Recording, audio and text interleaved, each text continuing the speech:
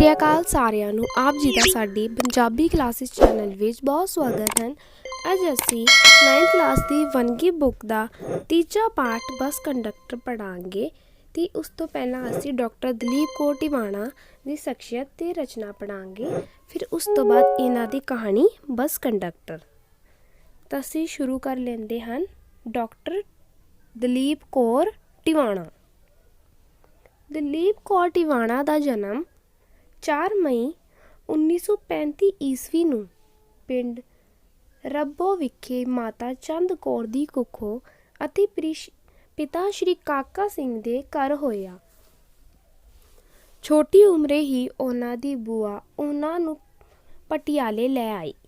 1955 ਈਸਵੀ ਵਿੱਚ MA ਪਾਸ ਕਰਨ ਉਪਰੰਤ ਦਲੀਪ ਕੌਰ ਟਿਵਾਣਾ ਸਰਕਾਰੀ ਕਾਲਜ ਧਰਮਸ਼ਾਲਾ ਵਿਖੇ ਲੈਕਚਰਰ ਲੱਗ ਗਈ।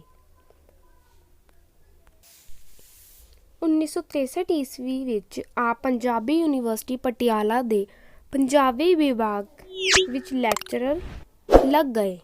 ਇੱਥੇ ਹੀ ਉਹਨਾਂ ਨੇ ਬਤੌਰ ਰੀਡਰ, ਪ੍ਰੋਫੈਸਰ ਅਤੇ ਡੀਨ ਦੀਆਂ ਸੇਵਾਵਾਂ ਨਿਭਾਈਆਂ ਅਤੇ ਇੱਥੋਂ ਹੀ ਸੇਵਾ ਮੁਕਤ ਹੋ ਗਏ। ਦਲੀਪ ਕੌਰ ਟਿਵਾਣਾ ਨੇ ਆਪਣਾ ਸਾਹਿਤਕ ਜੀਵਨ ਕਹਾਣੀਆਂ ਲਿਖਣ ਨਾਲ ਸ਼ੁਰੂ ਕੀਤਾ। 21 ਸਾਲ ਦੀ ਉਮਰ ਵਿੱਚ ਉਹਨਾਂ ਦਾ ਪਹਿਲਾ ਕਹਾਣੀ ਸੰਗ੍ਰਹਿ ਪ੍ਰਬਲ ਵਹਿਣ ਛਾਪਿਆ। ਤ੍ਰਾਂਟਾ ਸਾਪਨਾ, ਵੇਦਨਾ, ਵੈਰਾਗੀ, ਨੈਣ, ਤੂੰ ਭਰੀ ਹੁੰਗਾਰਾ ਆਦਿ ਉਹਨਾਂ ਦੀ ਕਹਾਣੀ ਸੰਗ੍ਰਹਿ ਛਪ ਚੁੱਕੇ ਹਨ। ਉਹਨਾਂ ਦੇ ਨਾਵਲ ਖੇਤਰ ਵਿੱਚ ਬੜਾ ਯੋਗਦਾਨ ਪਾਇਆ ਹੈ।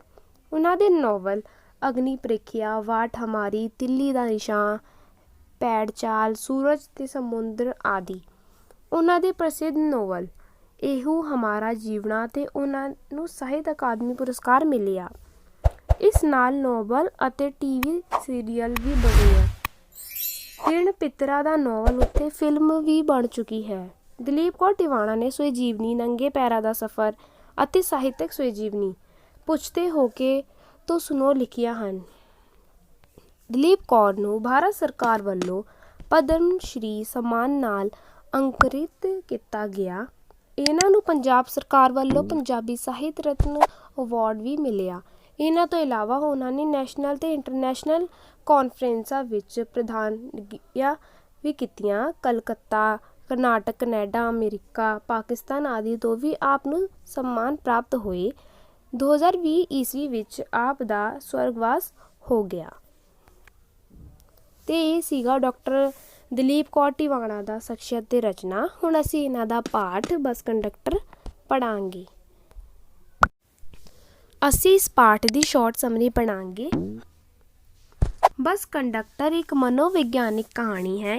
ਇੱਕ ਕਹਾਣੀ ਵਿੱਚ ਇੱਕ ਸੱਚੇ ਅਤੇ ਪਵਿੱਤਰ ਪਿਆਰ ਦਾ ਇਜ਼ਹਾਰ ਕੀਤਾ ਗਿਆ ਹੈ।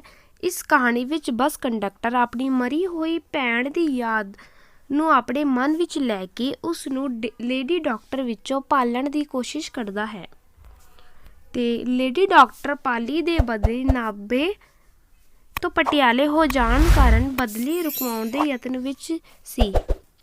ਜੋ ਲੇਡੀ ਡਾਕਟਰ ਸੀਗੀ ਉਸਦਾ ਨਾਭੇ ਤੋਂ ਪਟਿਆਲਾ ਉਸਦੀ ਬਦਲੀ ਹੋ ਗਈ ਸੀਗੀ ਅਤੇ ਉਸ ਨੂੰ ਰੋਕਣ ਲਈ ਉਹ ਬਹੁਤ ਯਤਨ ਕਰਦੀ ਸੀਗੀ।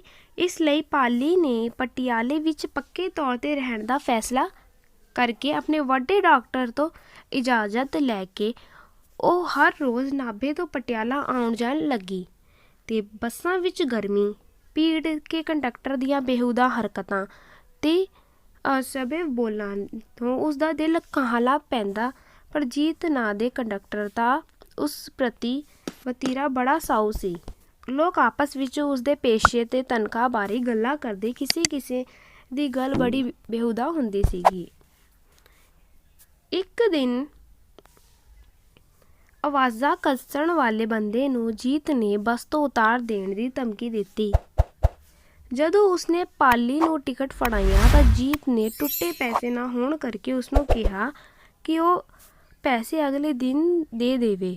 ਪਰ ਉਸੇ ਜੀਤ ਨੇ 10 ਦਾ ਨੋਟ ਕੱਢਣ ਵਾਲੀ ਬੁੱਢੀ ਨੂੰ ਕਿਹਾ ਕਿ ਉਹ ਉਤਰ ਕੇ ਪੈਸੇ ਬਣਾ ਲਿਆਵੇ। ਉਸ ਬੁੱਢੀ ਨੇ ਦੇ ਤਰਲਿਆਂ 'ਤੇ ਉਸਦੇ ਨੇ ਉਸ ਸਮਾਂ ਬੈਠਣ ਦਿੱਤਾ। ਜੇ ਉਸ ਬੁੱਢੀ ਨੂੰ ਉਸਨੇ ਬਿਲਕੁਲ ਵੀ ਮਸਾਂ ਬੈਠਣ ਹੀ ਨਹੀਂ ਦਿੰਦਾ ਸੀਗਾ। ਪਟਿਆਲੇ ਦੀ ਝੁੰਗੀ ਲੰਘਣ ਵਿੱਚੋਂ ਕੰਡਕਟਰ ਨੇ ਡਰਾਈਵਰ ਨੂੰ ਕਿਹਾ ਕਿ ਜਦੋਂ ਬੱਸ ਲੀਲਾ ਭਵਨ ਵੱਲ ਮੁੜਵਾ ਲਈ ਤਾਂ ਗੁਰਦੁਆਰੇ ਜਾਣ ਵਾਲੀਆਂ ਸਵਾਰੀਆਂ ਬੁੜਬੁੜਾਈਆਂ। ਫੂਲ ਸਿਮਨੇ ਕੋਲ ਉਸਦੇ ਬੱਸ ਖੜੀ ਕਰਕੇ ਪਾਲੀ ਨੂੰ ਕਿਹਾ ਕਿ ਉਹ ਇੱਥੇ ਉਤਰ ਕੇ ਹਸਪਤਾਲ ਚਲੀ ਜਾਵੇ। ਸ਼ਾਮੀ ਜਦੋਂ ਪਾਲੀ ਵਾਪਸ ਬੱਸ ਅੱਡੇ ਉੱਤੇ ਪੁੱਜੀ ਤਾਂ ਬੱਸ ਭਰ ਚੁੱਕੀ ਸੀ। ਉਸਨੇ ਅਗਲੀ ਬੱਸ ਵਿੱਚ ਜਾਣ ਲਈ ਪੌਣਾ ਘੰਟਾ ਉਸਦੀ ਉਡੀਕ ਕੀਤੀ। ਇੱਕ ਬੱਸ ਦਾ ਕੰਡਕਟਰ ਕਮੀਜ਼ ਦੇ ਬੰਨ੍ਹਣ ਖੋਲ੍ਹਦੇ ਅਵਾਰਾ ਫਿਲਮ ਦਾ ਗਾਣਾ ਗਾਉਂਦਾ ਉਸਨੂੰ ਕੋਲੋਂ ਲੰਘਿਆ। ਪਤਾ ਨਹੀਂ ਕਿਉਂ ਲੋਕ ਉਸ ਵੱਲ ਅੱਖਾਂ ਪਾੜ ਕੇ ਵੇਖ ਰਹੇ ਸਨ। ਅਗਲੇ ਦਿਨ ਫਿਰ ਜਦੋਂ ਉਹ ਨਾਭੇ ਅੱਡੇ ਉੱਤੇ ਪਹੁੰਚੀ ਤਾਂ ਬੱਸ ਫਿਰ ਭਰ ਚੁੱਕੀ ਸੀ। ਜੀਤ ਬਿਨਾਂ ਟਿਕਟ ਤੋਂ ਵਾਧੂ ਸਵਾਰੀਆਂ ਤੋਂ ਉਤਾਰ ਰਿਹਾ ਸੀ। ਉਸਨੇ ਪਾਲੀ ਦੇ ਕੋਲ ਆ ਕੇ ਕਿਹਾ, ਅਗਲੀ ਸੀਟ ਤੋਂ ਝੋਲਾ ਚੁੱਕ ਕੇ ਉਸ ਉੱਤੇ ਬੈਠ ਜਾਵੇ। ਉਸਨੇ ਉਸਦੀ ਸੀਟ ਰੱਖੀ ਹੋਈ ਹੈ। ਪਾਲੀ ਕਈ ਘੂਰਦੀਆਂ ਨਜ਼ਰਾਂ ਕੋਲੋਂ ਲੰਘ ਕੇ ਸੀਟ ਉੱਤੇ ਜਾ ਬੈਠੀ। ਕੰਡਕਟਰ ਨੇ ਝਟ ਬੱਸ ਚਲਾਉਣ ਦੀ ਸੀਟੀ ਵਜਾ ਦਿੱਤੀ। ਪਾਲੀ ਦੀ ਬਦਲੀ ਨੂੰ ਦੇਰ ਹੁੰਦੀ ਜਾ ਰਹੀ ਸੀ।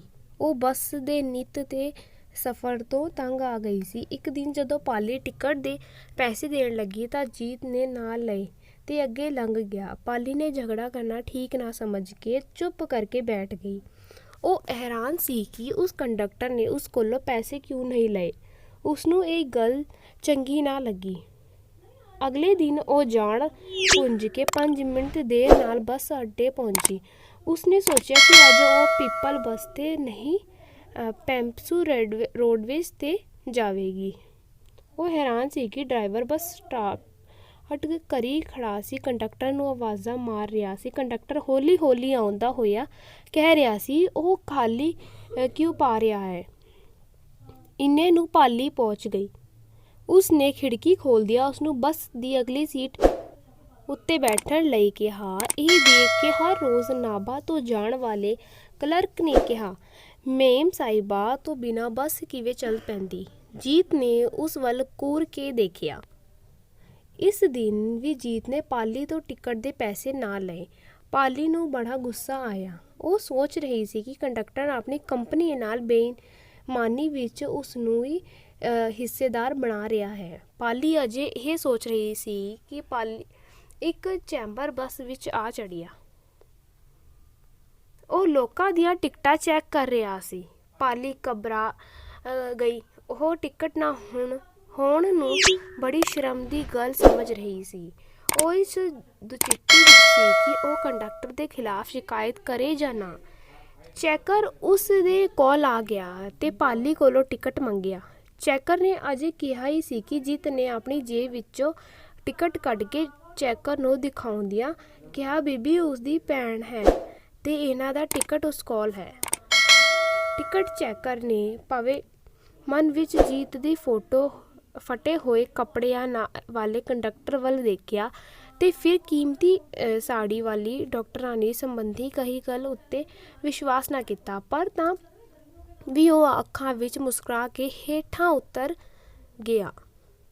ਪਾਲੀ ਹੈਰਾਨ ਹੋਈ ਸੋਚ ਰਹੀ ਸੀ ਕਿ 60 ਰੁਪਇਆਂ ਵਿੱਚ ਗੁਜ਼ਾਰਾ ਕਰਨ ਵਾਲੇ ਕੰਡਕਟਰ ਕਿਉਂ ਉਸਦੀ ਟਿਕਟ ਦੇ ਪੈਸੇ ਪੂਰੇ ਕਰਦਾ ਹੈ।